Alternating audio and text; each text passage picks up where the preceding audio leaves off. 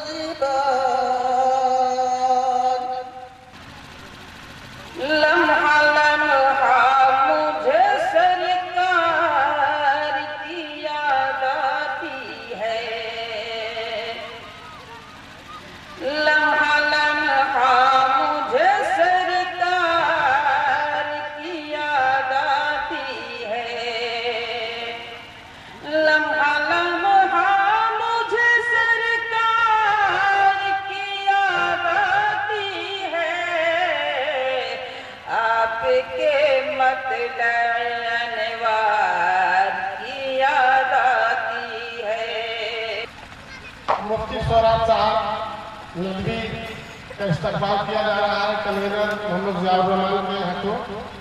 अब मैं गुजारिश करता हूँ कि एडवोकेट खुर्शीद आलम साहब का इस्तकबाल करें कन्वीनर जियाउर रहमान साहब।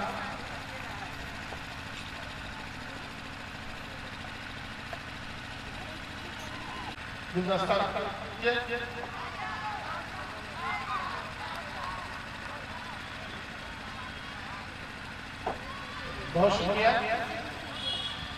मैं आज इमारत शरिया के खादिम की हैसियत से, वह इमारत शरिया जो पूरे मुल्क में मुसलमानों की रहनुमाई करती है, मैं उसके नायब नाज़िम की हैसियत से आज के इजलास में इस गरज से आया कि आज जो समाज में और ख़ास तौर पर इस कम्युनिटी के मसाइल हैं, उन पर गुफ्तगू की जाए, उनको बताया जाए और उसको हल करने की जो तदबीर है वो सुझाई जाए। लेकिन जो सामने का मंजर है वो देख करके ये एहसास हो रहा है कि जितनी मेहनतें और लगन के साथ इस कारवां को आगे बढ़ाने की कोशिश की गई, हमारे ख्याल से लोगों ने उतनी ज़्यादा कमजोरी का सबूत दिया है।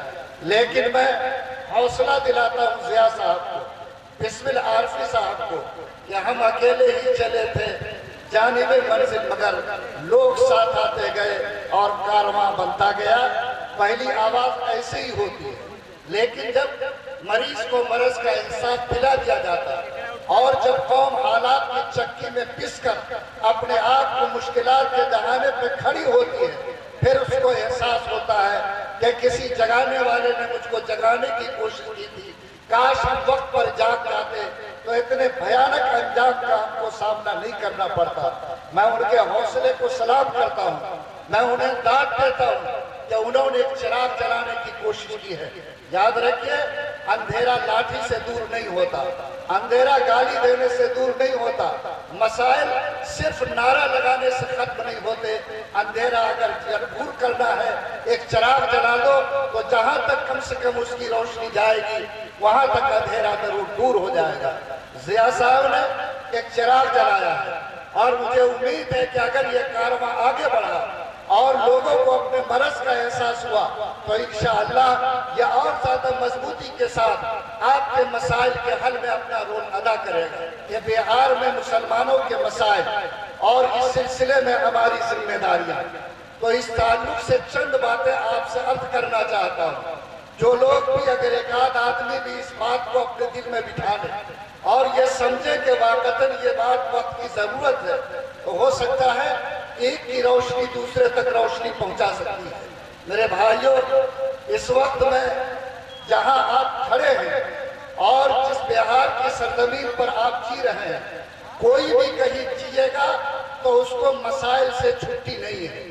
آدمی کو گھر میں بھی مسائل کا سامنا ہے، سماج میں بھی مسائل کا سامنا ہے، صوبے میں بھی مسائل کا سامنا ہے اور ملک میں بھی مسائل کا سامنا ہے۔ مسائل زندہ لوگوں کو پیش آتے ہیں، مردہ لوگوں کو پیش نہیں آتے۔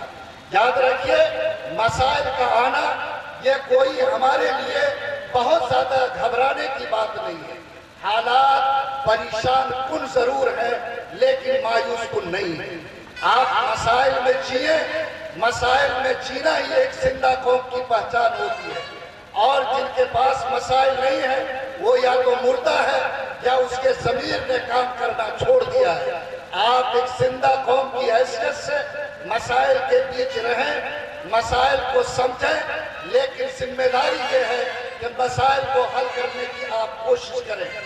آپ کو مسائل کے تعلق سے بہت سارے لوگ آپ کو بتائیں گے، لیکن میں جو بات آپ سب سے کہنا چاہتا ہوں، ذرا آپ لوگ دھیان دیتے تو میں اپنی بات کہہ لیتا۔ مجھے بھی آپ کی طرح جلدی ہے۔ آپ سے جو بات کہنی ہے وہ یہ کہ آپ مسائل کے اندر ضرور جی رہے ہیں، لیکن مسائل کے حل کے لیے اپنی قوت، اپنی طاقت، اپنی سمجھ، اپنی صلاحیت کو آگے بڑھائیے۔ یاد رکھیے، کوئی بھی کمزور، مجبور انسان جب اپنے حق کا سوال اٹھاتا ہے تو لوگ اس کو ایک فقیر کی نظر سے دیکھتے ہیں، اور ایک فقیر انسان ایک مجبور اور لاچار قوم کی جھولی میں دنیا سکے تو ڈالتی ہے لیکن عزت کبھی نہیں ڈالتی ہے۔ اگر آپ یہ چاہتے ہیں کہ سرکار کے مسائل کے حل کرنے سے آپ کے مشکلات حل ہوں گے، یہ میری سوچ کی کمزوری ہے۔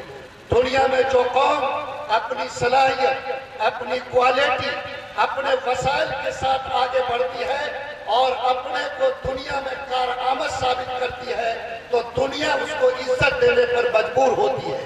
آج پوری دنیا میں 1 کروڑ یہودی قوم ہے اور آپ 125 کروڑ ہیں، لیکن 1 کروڑ یہودی جس نے اپنی کوالٹی اور صلاحیت کو بڑھایا اور اپنے آپ کو اتنا طاقتور اور مضبوط بنایا کہ آج 1.25 کروڑ قوم اس کے سامنے بولی بنی ہوئی ہے۔ آج امریکہ کا فیصلہ بھی اس کے اشارے کے بغیر نہیں ہوتا، اور اتنی اس قوم نے اپنے آپ کو مضبوط کیا کہ آج دنیا میں اگر 100 نوبل پرائز بڑھتے ہیں تو 70 نوبل پرائز یہودی قوم حاصل کرتی ہے۔ اس کوالٹی کے ساتھ جو قوم کھڑی ہوتی، دنیا اس کو عزت دینے پر مجبور ہوتی، لیکن جو بھیک کا کٹورا لے کر، بھیک کا دامن پھیلا کر کسی کے سامنے کھڑی ہوتی ہے تو یاد رکھو اس کو چند لقمے اور سکے تو ملتے ہیں، لیکن اس قوم کو عزت کا تاج کبھی نہیں ملتا ہے۔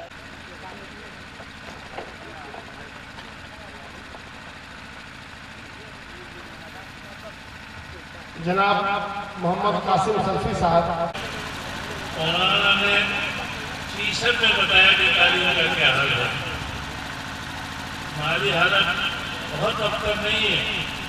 حضوریات میں مسلمان خط کر رہے ہیں، شادی بیاہ میں بیٹے خرچ کر رہے ہیں اور دوسری تقریبات پر خرچ کر رہے ہیں اور اپنے بچوں کی خصوصی توجہ نہیں دے رہے ہیں۔ اب تک کی تعلیم، مدرسے کی تعلیم تو ہم کو کرا دیتا ہے، اور وہ بھی اپنے ہی خیرات اور زکات کے پیسے سے جو انتظامات ہوتے ہیں انہیں اپنے بچے کو کروا لیتے ہیں،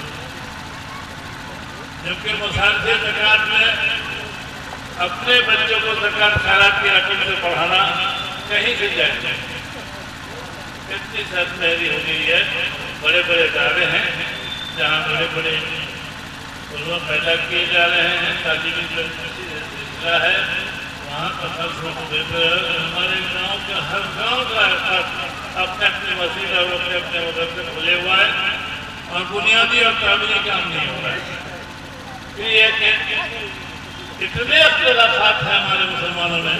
کبھی مسئلے کی جھگڑے ہیں, کہیں ذات پات اور برادری کی باتیں ہیں, کہیں محلہ واریت ہے, مختلف طرح کی اہمیتیں ہیں جو ہم بولتے ہیں سب کو غلط کی ہے.